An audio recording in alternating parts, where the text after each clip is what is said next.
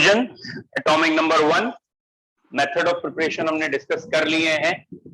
अभी बता दूंगा टेस्ट टाइमिंग भी। मेथड ऑफ प्रिपरेशन में हमने ये पढ़ लिया है कि हाइड्रोजन कैसे कैसे बना सकते हैं। मेटल ले लें जो ज्यादा इलेक्ट्रोपॉजिटिव है, NaOH में ऐड कर दें। 4 मेटल ही हैं जो NaOH में ऐड कर सकते हैं, aluminium, zinc, tin and lead जो एम्फोटेरिक है। या इलेक्ट्रोपॉजिटिव मेटल ले लें और HCl किसी एसिड में ऐड कर दें जो इलेक्ट्रोपॉजिटिव है, तो हाइड्रोजन इवॉल्व हो जाएगी। वाटर के इलेक्ट्रोलिसिस से प्योर हाइड्रोजन मिल जाती है। अगर वाटर को इलेक्ट्रोलाइज करें तो कैथोड पे मिलेगी हाइड्रोजन। या फिर हाइड्रोजन मिल सकती है, इंडस्ट्रियल प्रोसेस कहलाते हैं, बॉश प्रोसेस, लीन्स प्रोसेस, वो मैंने नाम नहीं लिखा है आपको, या कोल गैसिफिकेशन लिखाया होगा। कोल लिया या हाइड्रोकार्बन लिए, उस पर स्टीम पास कर दें तो CO+H2 मिलता है जो वाटर गैस कहलाती है। गुड। वाटर गैस के फिर वाटर गैस शिफ्ट कहलाती है, एक्सेस ऑफ स्टीम पास करते हैं तो हाइड्रोजन बन जाती है। तो इन टोटल ये जो है method of preparation of hydrogen थे। नाउ हाइड्रोजन की प्रॉपर्टीज पढ़नी है। तो बेटा पहला पॉइंट तो ये है, हाइड्रोजन की ये जो बॉन्ड लेंथ है ना, ये दिस वन, ये बहुत लेस है, बॉन्ड लेंथ बहुत छोटी है। कहने का मतलब बॉन्ड डिसोसिएशन एंथैल्पी या एनर्जी बहुत ज्यादा है। तो हाइड्रोजन का जो बॉन्ड है वो तोड़ना बहुत मुश्किल है। बेटा क्यों मुश्किल है तोड़ना? बहुत पास में दोनों के न्यूक्लियस, जितनी पास में होंगे उन्हें तोड़ना मुश्किल होगा, जितनी बॉन्ड लेंथ बढ़ती जाएगी तोड़ना आसान होता है। तो हाइड्रोजन के क्योंकि बॉन्ड डिसोसिएशन एनर्जी बहुत ज्यादा है, इसलिए इसकी रिएक्टिविटी कुछ कम है। Although it is very combustible gas, आग बहुत जल्दी लग जाती है, या कहीं ऑक्सीजन मिल जाए और आग लगने वाली बात हो वो तो जल्दी हो जाता है, बट रिएक्टिविटी की बात करें तो ये बहुत ज्यादा रिएक्टिव नहीं है, दूसरे से रिएक्ट करके कंपाउंड नहीं बनाना चाहती। क्लियर? फिर भी रिएक्शंस तो है ही हाइड्रोजन की, हम देख लेते हैं कौन कौन सी रिएक्शन है। सपोज पहली रिएक्शन हम सबसे इंपॉर्टेंट वाली लिखेंगे। हाइड्रोजन की सबसे इंपॉर्टेंट रिएक्शन यही है कि ये अमोनिया बनाती है, तो इसको आप कह सकते हैं रिएक्शन विद नॉन मेटल्स। तो हाइड्रोजन की रिएक्शन नाइट्रोजन से कर दें, in presence of iron catalyst, molybdenum promoter, ammonia बनता है। बेटा इस प्रोसेस को क्या कहते हैं? ये एक नेम्ड प्रोसेस है। इस प्रोसेस का नाम है हेबर्स प्रोसेस। हेबर्स प्रोसेस में हाइड्रोजन से अमोनिया या हाइड्रोजन नाइट्रोजन रिएक्ट करके अमोनिया बनता है। एंड आई होप तो आप सभी को मालूम है, ammonia is a very important chemical for plants. जो पेड़ों के लिए आप फर्टिलाइजर्स डालते हैं वो बेसिकली फर्टिलाइजर अमोनियम डेरिवेटिव होते हैं, अमोनिया के डेरिवेटिव। तो ये रिएक्शन बहुत इंपॉर्टेंट है। कैसे इंपॉर्टेंट है? एयर में नाइट्रोजन है 78%, लेकिन प्लांट्स का दुर्भाग्य है कि वो डायरेक्ट नाइट्रोजन एयर से एब्जॉर्ब नहीं कर सकते, और वो नाइट्रोजन एब्जॉर्ब करते हैं इस फॉर्म में। अब ये फॉर्म बनेगी कैसे? ये फॉर्म हाइड्रोजन से बन सकती है, और फिर आगे और केमिकल बनाते हैं अमोनिया के डेरिवेटिव्स, उससे पेड़ों को नाइट्रोजन या फर्टिलाइजर जैसे यूरिया है, ये चीजें हैं वो हैं तो इसी के डेरिवेटिव। तो सबसे इंपॉर्टेंट रिएक्शन हाइड्रोजन की ये है। सेकंड, आपकी हेडिंग चल रही है reaction with non metals. Hydrogen non metal से अगर रिएक्ट करेगा तो ये सेकंड इंपॉर्टेंट रिएक्शन है जो सभी ने सुनी रखी है कि हाइड्रोजन और क्लोरीन रिएक्ट करते हैं और HCl बन जाता है। तो hydrogen reacts with chlorine to give HCl। ठीक है, ऐसे ही एक रिएक्शन है हाइड्रोजन की ऑक्सीजन से करें और वाटर बना लें। ठीक है, but the problem is this कि ये रिएक्शन चलाने के लिए बहुत हाई एनर्जी की जरूरत है। बेटा क्यों हाई एनर्जी चाहिए? क्योंकि हाइड्रोजन का साइज छोटा है, बॉन्ड एनर्जी बहुत ज्यादा है, ऑक्सीजन की भी बॉन्ड एनर्जी ज्यादा है। तो इस रिएक्शन को कराने के लिए पहले बहुत ज्यादा एनर्जी देनी पड़ती है, नियरली 2000 डिग्री सेंटीग्रेड टेम्परेचर, मतलब इतना ज्यादा हीट करोगे तब ये रिएक्ट करके वाटर बनेगा। कहने का क्या मतलब है? एयर में हाइड्रोजन भी बहुत है, एयर में ऑक्सीजन भी बहुत है, और टेम्परेचर भी कहीं ना कहीं ऊपर सन के आसपास या आगे टेम्परेचर भी हाई लो होता है। लेकिन ऐसा नहीं है कि ये दोनों रिएक्ट करके बारिश होने लगे हर थोड़ी देर में। समझ में आ रहा है? मतलब बारिश कराना इतना सरल नहीं है कि एयर की हाइड्रोजन और ऑक्सीजन को रिएक्ट करा और वाटर बन गया, है ना? वो कहने में अच्छा लगता है बारिश की जाए, लेकिन इतने आराम से बारिश नहीं होती। समझ में आ रहा है? वो लोग तो आराम से गए थे, मेरा यार हंस रहा है, बारिश करा दो, लेकिन यहाँ नहीं होती इतने आराम से बारिश। उन्हें पता ही नहीं है, यहाँ केमिस्ट्री बड़ी टिपिकल है। हाइड्रोजन ऑक्सीजन इतने आराम से रिएक्ट नहीं करते, ये बहुत हाई टेम्परेचर की रिएक्शन है। बोलो तीनों रिएक्शन नॉन मेटल क्लियर है? तो एक बहुत इंपॉर्टेंट क्वेश्चन है, why hydrogen do not react frequently, why the rate of reaction of hydrogen are less. Answer मिल गया सबको? क्या आंसर लिखेंगे? आंसर इसका क्या होगा? द बॉन्ड एनर्जी या bond enthalpy of HH bond is very high. ये अपने आप में ही स्टेबल है, और जब ये खुद ही टूट ही नहीं रहा तो दूसरों से रिएक्ट नहीं करेगा।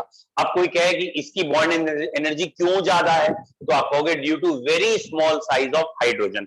हाइड्रोजन का साइज बहुत छोटा है, इसलिए उसकी बॉन्ड एनर्जी बहुत ज्यादा है, और बॉन्ड एनर्जी ज्यादा है तो बॉन्ड ही नहीं टूटता, जब ये टूटेगा ही नहीं तो दूसरों से रिएक्ट भी नहीं करेगा। बोलो क्लियर है? समझ में आ गया है? डन? मिटा दूं? तो ये हो गया reaction with non metals. Next, तीनों रिएक्शन लिख ली? हाँ, ये कहलाता है H न्यू, और ये आपने शायद स्ट्रक्चर ऑफ एटम में पढ़ा है। फोटोन को कहते हैं H न्यू।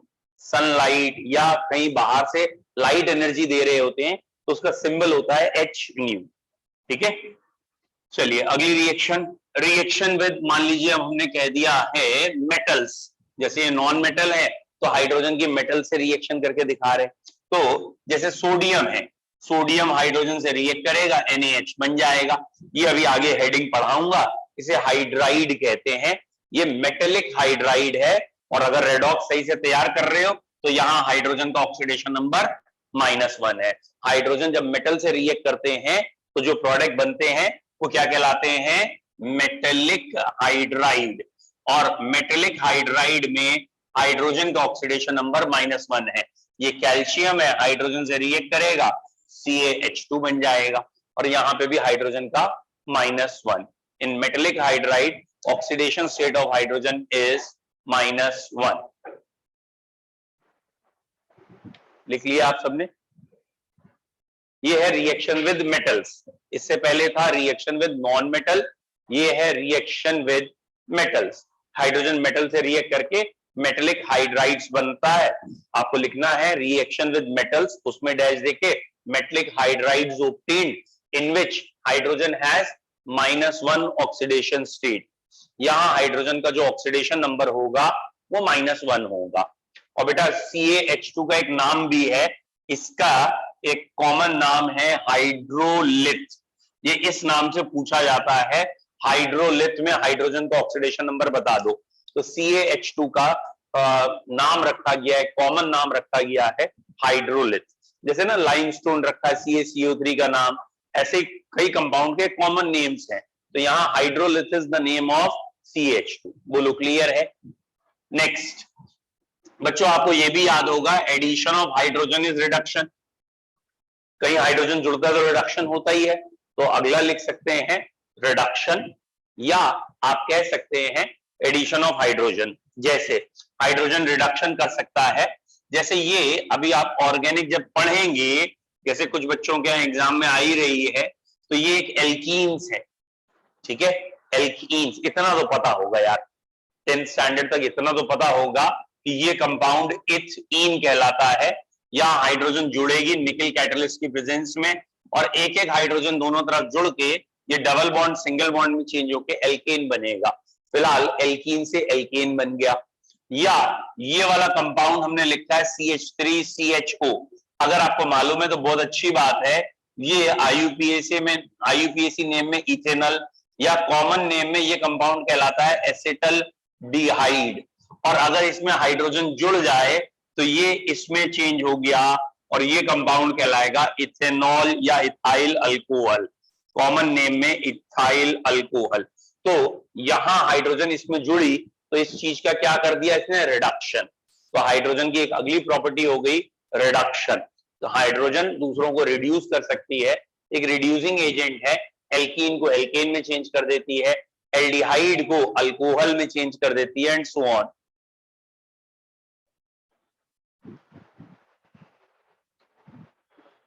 बोलो क्लियर है हाइड्रोजन यहां तक? यहां तो सिंपल हाइड्रोजन जोड़ी है हमने, ये डबल बॉन्ड है। डबल बॉन्ड का मतलब होता है एक सिग्मा एक पाई। फिलहाल डबल बॉन्ड में जो डबल बॉन्ड है उसमें पाई बॉन्ड वीक होता है, इजिली टूट जाता है, और वो जब टूटेगा, यानी अगर ये वाला बॉन्ड टूटेगा तो इधर की भी वैलेंसी खाली होगी, इसकी भी वैलेंसी, जैसे आप जानते ही ऑक्सीजन की वैलेंसी 2 होती है, तो एक बॉन्ड अगर रह गया तो एक वैलेंसी खाली, ऐसे कार्बन की वैलेंसी 4 होती है, तो अभी 3 ही बॉन्ड दिख रहे हैं, एक इस एक्स से, एक पीछे, एक इधर, तो एक वैलेंसी।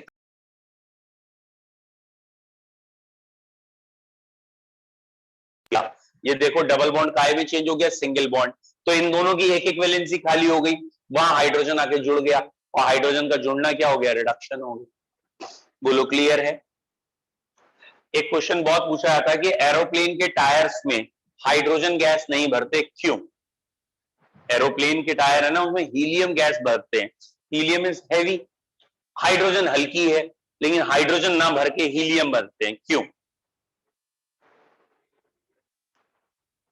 ये मतलब जबरदस्ती वाली बातें करना कि हीलियम सस्ती है, मतलब कई लोग है ना वही अपना economical range middle class family वाली बात शुरू कर देते हैं एकदम तुरंत, सस्ती पड़ती होगी इसीलिए कर रहे होंगे, है नहीं है? हाँ भैया, और कोई? हाइड्रोजन यूज क्यों नहीं करते, हीलियम क्यों करते हैं, जबकि हीलियम इज हैवी? तो भैया हैवी और लाइट की तो बात करो मत, क्यों? क्योंकि अगर कोई हवाई जहाज हाइड्रोजन गैस और हीलियम गैस के हैवी होने से उड़ने में दिक्कत करे, तो तुम्हें हमें क्या ले जाएगा?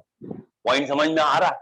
गैस का वजन ही कितना है, अगर वो जरा सी गैस के वजन से उसे उड़ने में दिक्कत आ रही है तो फिर वो उड़ चुका हवाई जहाज, समझ में आ रहा? तो वजन से तो कोई लेना देना नहीं। Point is that hydrogen is highly combustible gas, बहुत ज्यादा कंबस्टाइल है, एरोप्लेन के टायर में आपने ये गैस भर दी है और ये हाईली कंबस्टाइल है, जैसे ये एरोप्लेन नीचे आके स्ट्रक करेगा ग्राउंड में, बैठोगे भी हवाई जहाज में, जल्दी बैठोगे चिंता ना करो, जैसे ही बैठोगे तो आपको याद आएगा जैसे ही हवाई जहाज नीचे उतरता है और ग्राउंड होता है, ठीक है, वहां पायलट का देखा जाता है कितना एक्सपीरियंस है, ग्राउंडिंग करना सबसे मुश्किल काम होता है, जैसे ही ग्राउंड होता है बहुत तेज नॉइस भी होती है, जितने लोग बैठे होते हैं झटका भी बड़ा तगड़ा लगता है, समझ में आया?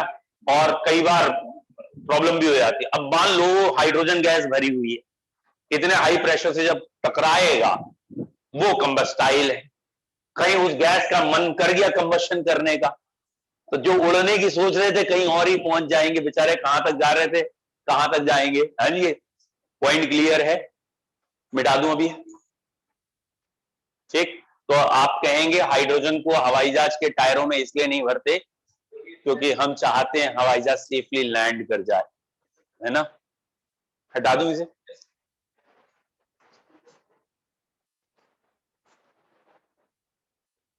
नेक्स्ट अगली है बेटा, एक सेकंड देखना, बुक में कोई हाइड्रोजन की रिएक्शन छूटनी नहीं चाहिए, कोई एक भी रिएक्शन आपकी बचनी नहीं, तुम वाटर खोल के बैठे हो यार, हमें हाइड्रोजन की बात करनी थी।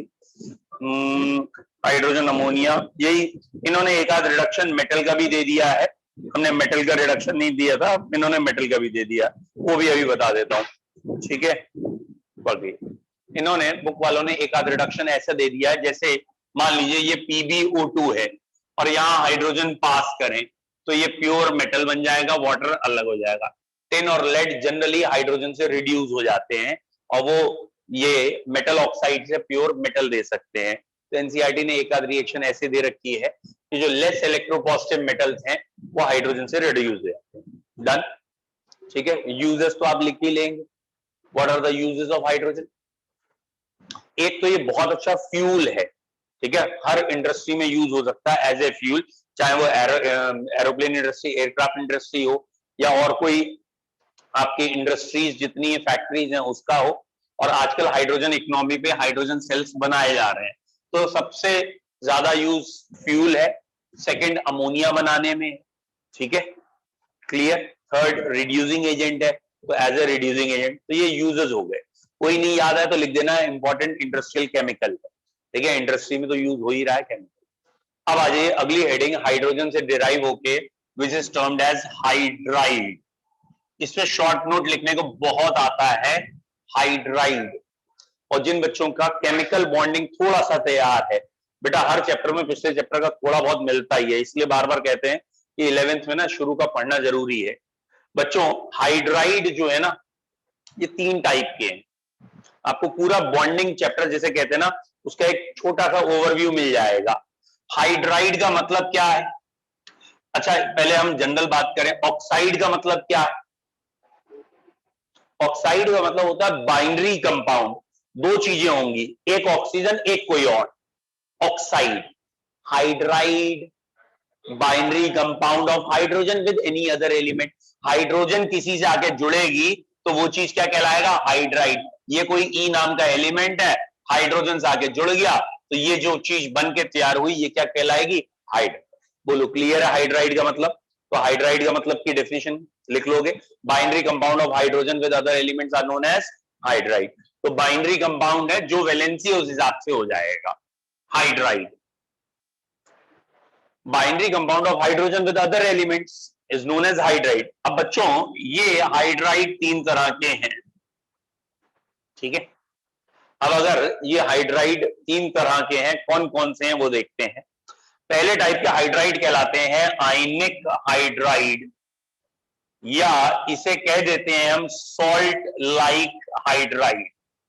आयनिक हाइड्राइड और सॉल्ट लाइक हाइड्राइड, तो it is a common sense, यहां आपका आयनिक बॉन्ड पूरा पूरा रिवाइज हो सकता है क्योंकि ये आयनिक हाइड्राइड है। This one ionic bond revise करा लेंगे। आयनिक हाइड्राइड का एग्जाम्पल क्या होगा? अभी बताया वैसे मैंने आपको, ये है NaH या CaH2। तो यहां ये मेटल पे प्लस चार्ज है, हाइड्रोजन पे माइनस चार्ज है, ये वाले हाइड्राइड क्या कहलाएंगे? आयनिक हाइड्राइड। ठीक है, एक एक करके हम डिटेल पढ़ेंगे, लेकिन जिन जिन बच्चों ने केमिकल बॉन्डिंग पढ़ रखा है, चवन्नी और पढ़ने की जरूरत नहीं आयनिक हाइड्राइड में, बस केमिकल बॉन्डिंग में आयनिक बॉन्ड को सोच लो, सारे क्वेश्चन हो जाएंगे आयनिक हाइड्राइड के। वो अभी मैं एक्सप्लेन करता हूं। जिन्होंने वहां नहीं पढ़ा वो यहां पढ़ लो, बात तो एक ही है। अब यहां पढ़ लोगे तो वहां की कवरेज हो जाएगी। दूसरे टाइप के हाइड्राइड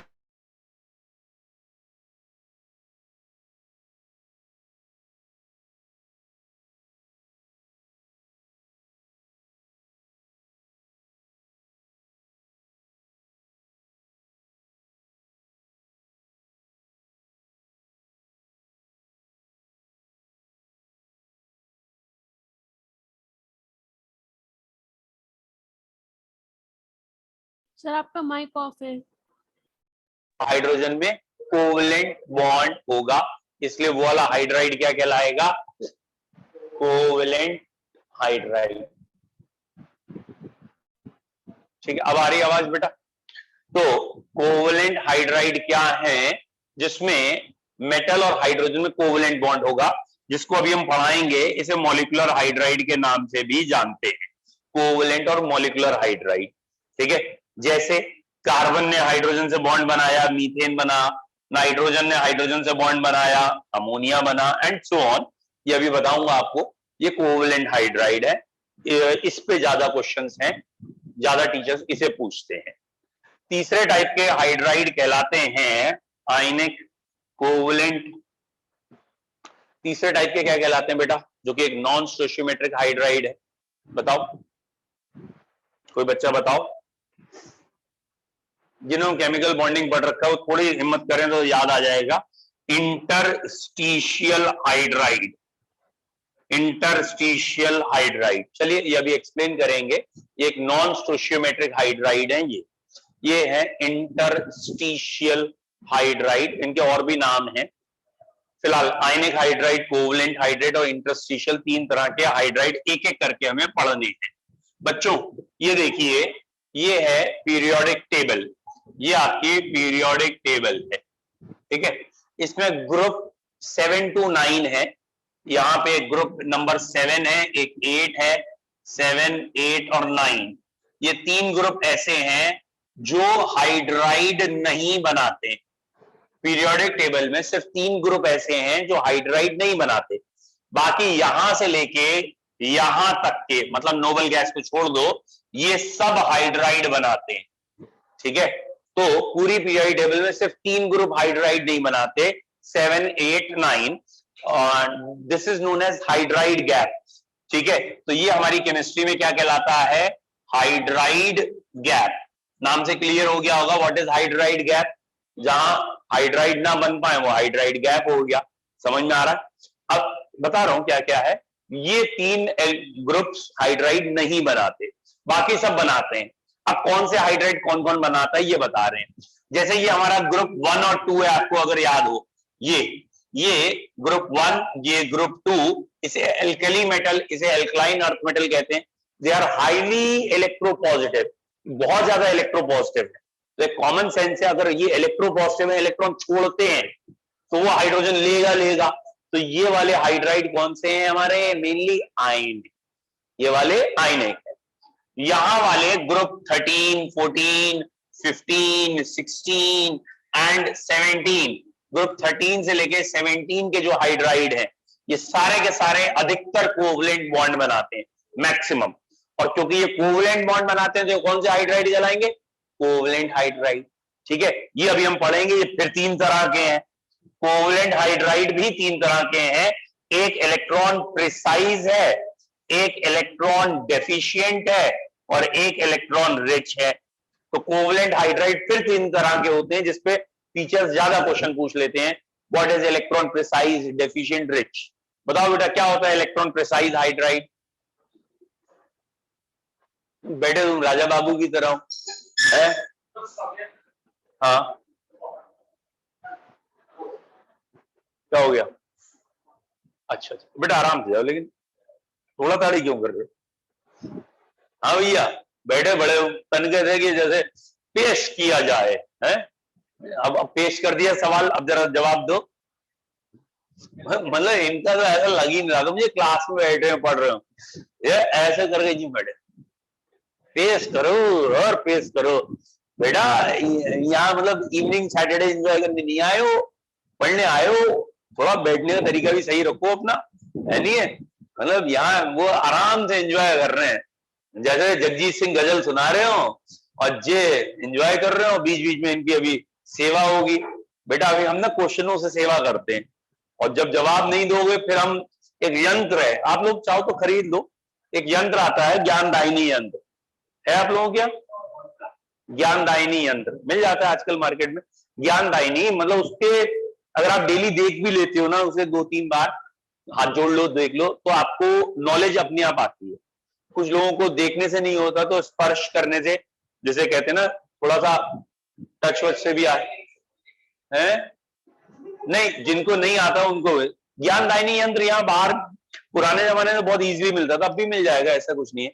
बाहर पेड़ लगे होंगे बड़े बड़े, नीम का पेड़, अदरक, वो बड़े बड़े पेड़ होते हैं ना, उससे आप एक पेड़ से जो शाखाएं निकलती हैं, वेरी गुड, आप समझ गए हो। तो वो जो संटी टाइप की होती है उसे कहते हैं ज्ञानदायिनी यंत्र, उसे हम यहाँ लगा लेंगे। समझ में आ रहा है? तो वो यहाँ लगा देंगे जिससे कि बच्चों को अपने आप ज्ञान मिलता रहता है। मतलब उसका दर्शन मात्र ही, बेटा उसके दर्शन से ही ज्ञान आने लगता है। और जब दर्शन नहीं हो रहा होता कईयों का, मतलब दर्शन से नहीं आता, तो हम उसका स्पर्श करा देते हैं, स्पर्श करा दे। अब ये डिपेंड करता है किसको किस लेवल का स्पर्श चाहिए। कईयों को हायर लेवल का स्पर्श चाहिए होता है नहीं? तो आप अगर ढंग से नहीं पढ़ेंगे तो हम यंत्र ला सकते हैं, यंत्र की सुविधा है हमारे पास। चलिए लौट के आ जाओ, मजाक नहीं। आयनिक हाइड्राइड कौन से हैं? ग्रुप 1 और 2 के हाइड्राइड मेनली आयनिक है। कोवलेंट कौन से हैं? 13 से 17 तक। अब 13 से 17 तक में भी 3 कौन कौन से हैं? तो बेटा ग्रुप 14, इतना तो पता है ना, 14 का मतलब कार्बन, कार्बन का मतलब आखिरी में 4 इलेक्ट्रॉन, और ये बन गए 4 बॉन्ड भी। तो बेटा इतना तो आपको आई होप तो समझ में आ रहा है कि दैट इज ऑक्टेट पूरा हो गया। ना एक्स्ट्रा इलेक्ट्रॉन है ना ही कमी है। कौन सी कैटेगरी है? प्रिसाइज, काम पूरा हो गया, प्रिसाइज। ग्रुप 13 बोरॉन, बोरॉन के आउटर मोस्ट में 3 इलेक्ट्रॉन, इनने हाइड्राइड बना लिया, हाइड्रोजन से रिएक्ट कर लिया। Very good. कितने हो गए? 6 इलेक्ट्रॉन। कितने हो गए? 6। ऑक्टेट में होने कितने चाहिए? 8। 2 की कमी है, डेफिशिएंट। समझ में आ रहा? ग्रुप 15 नाइट्रोजन, आखिरी में 5 इलेक्ट्रॉन, 5 में से 3 ने बॉन्ड बना लिया और 8 पूरे हो गए। लेकिन 8 पूरे होने के बाद भी एक फ्री में इलेक्ट्रॉन पड़ा हुआ दिख रहा है, भले वो ऑक्टेट के लिए है लेकिन दिख रहा है फ्री इलेक्ट्रॉन, लोन पेयर। तो ऐसे वाले हाइड्राइड क्या कहलाएंगे? तो अगर आपको समझ में आया, ये है ईडी, ये है ईपी और ये तीनों है ईआर, आया समझ में? What is ED? डेफिशिएट। 13 वाला डेफिशिएट, 14 वाला प्रिसाइज और 15, 16, 17 के हाइड्राइड रिच। बोलो क्लियर है? ठीक। फिर अब ये बचा, ये कहां का है हाइड्राइड? इंटरस्टिशियल, ये कहां का है बताएगा कोई बच्चा? Very good. ये जो बच गया ना, ये वाले ग्रुप डी ब्लॉक वाले, ये जैसे हमने थोड़ी देर पहले एक आध रिएक्शन में लिखा था हाइड्रोजन इन निकल, समझ आया? तो हाइड्रोजन इन निकल, निकल मेटल है, उस मेटल के अंदर जब आप मेटल का स्ट्रक्चर देखोगे, मेटल के अंदर भी कैविटीज होती हैं और उनमें हाइड्रोजन गैस जाके ट्रैप हो सकती है, फंस सकती है, और उस ट्रैपिंग को, उस वाले हाइड्राइड का नाम है इंटरस्टिशियल हाइड्राइड। समझ में आ गया? तो एक समरी तो समझ में आ गई, हाइड्राइड क्या है, कितने टाइप के हैं, फर्दर टाइप्स क्या है। अब एक एक करके पॉइंट्स पढ़ने। हेडिंग, ठीक है, हेडिंग है हाइड्राइड। मैं स्टार्टिंग से बोल रहा हूं क्या लिखाना है मुझे। हाइड्राइड में आप पहला पॉइंट लिखेंगे, binary compound of hydrogen with other elements are known as hydride. फिर सेकंड पॉइंट आएगा, it is of following three types, following three type, ionic hydride, covalent hydride and interstitial. अब एक एक करके डिटेल आएगा। पहली हेडिंग डाल दीजिए आयनिक हाइड्राइड। बच्चों आयनिक हाइड्राइड मैंने इसलिए पहले समरी बता दी कि अब हाइड्राइड आपको लिखते समय अपने आप दिमाग में आ जाए क्या लिख रहे हैं, वो क्लियर हो। Ionic hydride also known as salt like hydride. Very good. Ionic hydride also known as salt like hydride. इसमें जैसे कि लिखे between hydrogen and metal, covalent bond is present. Between hydrogen and metal, covalent bond is present. समझ में आ गया इसका मतलब? Very good. कई बच्चे लिख भी लेंगे कोवलेंट बॉन्ड इज प्रेजेंट। क्या लिखा है बेटा? Very good. यहां क्या लिखना था? Between hydrogen and metal ionic bond is present. काहे लिख लियो कोवलेंट बॉन्ड? काटते काहे नहीं हो? फिर अब गलत लिख लिया तो काट नहीं रहे, जैसे कि हाँ लिखो अब between hydrogen and metal ionic bond is present. यही तो मैंने आपसे कहा, इसीलिए मैंने आपको पहले पूरा समझा दिया है। अब आप लिखें तो आप अपनी भाषा या अपना दिमाग भी लगा लें क्या लिख रहे हैं। हाँ बेटा बताओ अगला पॉइंट कि कौन से ग्रुप के एलिमेंट ये वाला हाइड्राइड बनाएंगे। लिखें elements of group 1 and 2, that is alkali metal and alkaline earth metal. Elements of group 1 and 2, that is alkali metal and alkaline earth metal, forms ionic hydride. Group 1 और group 2 के elements ये hydride बनाएंगे। Elements of group 1 and group 2, that is alkali metal and alkaline earth metal, forms ionic hydride. बोलो बेटा यहां तक clear है?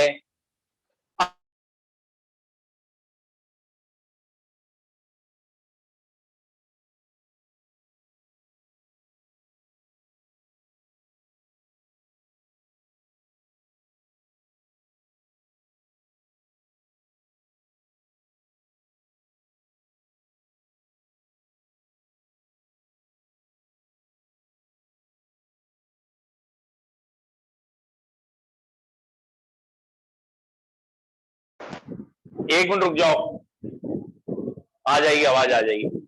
हाँ भैया आयनिक बॉन्ड के क्या कैरेक्टर है? अब आ गई होगी आवाज।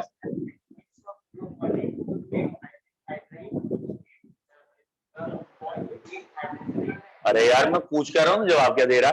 मैं पूछ रहा हूँ आयनिक हाइड्राइड के कैरेक्टर्स क्या है। तो जो आयनिक बॉन्ड के कैरेक्टर है वो बोल दीजिए। ये किसमें सॉल्युबल होंगे? आयनिक बॉन्ड किसमें सॉल्युबल होता है? वाटर में या पोलर सॉल्वेंट में। लाइक डिसॉल्व लाइक, तो आयनिक हाइड्राइड पोलर सॉल्वेंट में घुलेंगे। आयनिक बॉन्ड में आपने पढ़ा है गुड कंडक्टर ऑफ इलेक्ट्रिसिटी होता है या बैड? बेवकूफ गधो, बैड कंडक्टर होता है क्योंकि लैटिस बहुत स्ट्रॉन्ग होता है और लैटिस स्ट्रॉन्ग होने की वजह से बैड कंडक्टर। लेकिन एक्वा सॉल्यूशन या मॉल्टन स्टेट में गुड कंडक्टर। वो यहां लिख दीजिए। लिखें इसके कैरेक्टर्स में। पहला कैरेक्टर, एक मिनट, हाँ पहला कैरेक्टर लिख लीजिए जो बेसिक्स है उसी के हिसाब से। Hydrogen present in -1 oxidation state. Ionic hydride में हाइड्रोजन -1 में होती है। Hydrogen present in -1 oxidation state, hydrogen -1 oxidation state में है। Hydrogen present in -1 oxidation state, ठीक है। Therefore, on electrolysis of ionic hydride, therefore, on electrolysis of ionic hydride, hydrogen is obtained at anode. Therefore, on electrolysis of ionic hydride, hydrogen is obtained at anode. आया समझ में क्या लिखा है मैंने?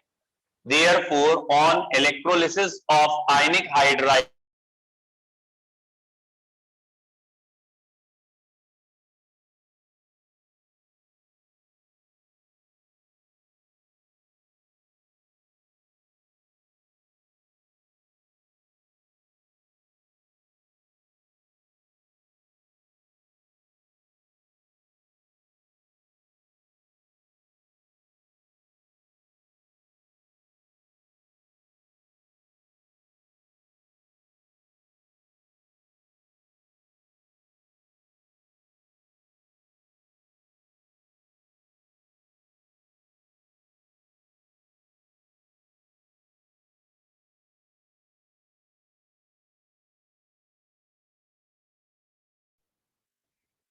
चलो बच्चों आज इतना ही रख रहे हैं, ठीक है।